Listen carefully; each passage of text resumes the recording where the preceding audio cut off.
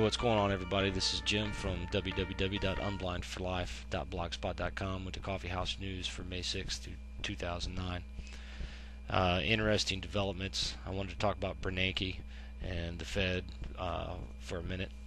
But first, there's another clash between ships between the U.S. and China. Again, some fishing boats got within 100 yards of one of our vessels, and I find it kind of silly because we know exactly what they're doing. They're conducting surveillance against the Chinese brand new nuclear submarines. And they want to know how they work and how they tick and how to take them apart and how to fight them. So they're getting as close as they can, and the Chinese get upset by that. And it is something to keep your eye on, though, because in the last 30 days or so, China's pretty much quit buying treasury bonds, which is bad for us, and we continue to do things like this, and they have these little saber rattling contests. But more importantly than that, let's talk about Ben Bernanke addressing the Economic Committee in Congress. We keep hearing of signs of improvement coming out of Washington. The only sign of improvement that I see is the stock market continues to go up little bit by little bit, week after week. And I think what's important to remember is that that is absolutely no indication of how the economy's doing. What that is an indication of is that the gamblers have started gambling again. There is some liquidity back in the markets, and they've decided there is some money to be made. But again, the heavy hitters are going to make their money, take their money, and run. When will that happen? Who knows? What's becoming more clear, what should be becoming more clear to everybody, in my opinion, is, and this is the biggest problem with our culture. You've got Ron Paul flat out asked Bernanke, would you be willing to be open to some more transparency? And Bernanke says, and I'm paraphrasing here, sure, we can do that, but let's be clear, he says, that he's not going to have anybody in Washington dictating monetary policy, that would be troubling. Well, I'll tell you why that'd be troubling. Because we are on the upside of this whole finance disaster. And we can go back and see that we all know that it started when we decided to have a Federal Reserve, when that got shoved through Congress in 1913. But our money supply stayed fairly level. It grew gradually over time, but now it's gone straight up, and we're on the bad side of that exponential curve. And what we're doing is funneling more and more money in to a system that we're going to be required to continue to funnel more and more money in. The GAO averages the total national debt, and that includes pension, welfare, Social Security, everything, at like $65 trillion. It's bigger than the GDP for the entire world. There's not enough income to support that. So when all those interest payments come due, we'll have to do it again and again and again. And in the words of Chris Martenson, I don't know what will happen, but I know that the next 20 years will be a lot different than the last 20 years. This is a money supply chart, and it goes from the 1950s up to about 2007. And you can see that around in here, which is around 1974, 73, after Nixon, that it really starts to climb. And this chart includes all forms of money, M1, M2, M3, and actual currency. That includes currency, checkable deposits, time savings, large time savings. Now this chart here is a debt chart, and it goes through 2008, and currently it's almost 65 trillion.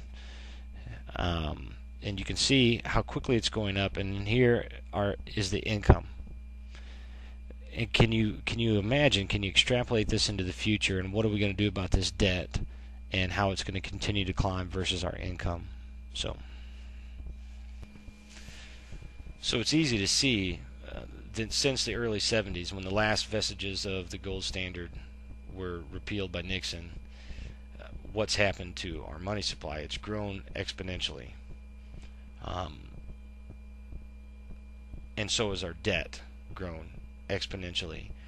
However, our economy, which did all its big boom post World War II up until maybe the 80s and early 90s, I'm not sure, I'm no historian or economist, but when we built this giant infrastructure that we have today, both the technological infrastructure and the roads and highways and bridges, that's all changed, and now we are a consumer economy. We make very little here in this country that we sell to other countries, or that we even sell to our own people. I mean, they're still out there. I'm not saying they don't exist, but for the large part, we're a consumer economy, and unless we continue to be like that,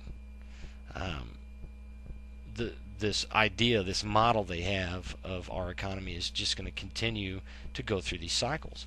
The next one is going to be worse than the last one. It'll happen faster than the last one. You had a little bit of a dot-com bubble, and then you had this housing bubble, and this next bubble, which I believe will just be a financial bubble. It'll be caused by the fact that we've had to pump all this money into the economy, and unless they can get us buying, it all comes crashing down.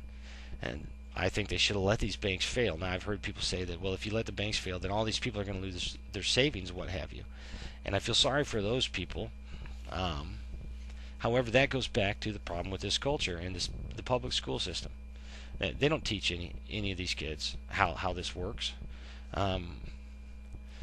Children are lucky if they have a parent in the house who understands how money works in this country, how banking works in this country. And then they're lucky if they even understand it in college or after college. I know that myself, I've had to go investigate it. I had to have the desire to go learn in order to even figure it out, and I don't have it all figured out. So don't think that I do, or that I'm saying that I do. I have made a point to make sure that my kids know how it works, at least to the degree that I do. How the banking system works, and fiat money, and what is the value of your money, and what creates that value, and what backs our money. Every dollar in circulation is in the money supply period is backed by human labor. Period. End of discussion. So you've got a $65 trillion gross debt, and you don't have that much labor to pay it back. So what's going to happen? What's going to happen when these loans become due? We're going to have to create more debt, which creates more money, and it's going to continue to spiral out of control. So these things scare me, because I live here too, and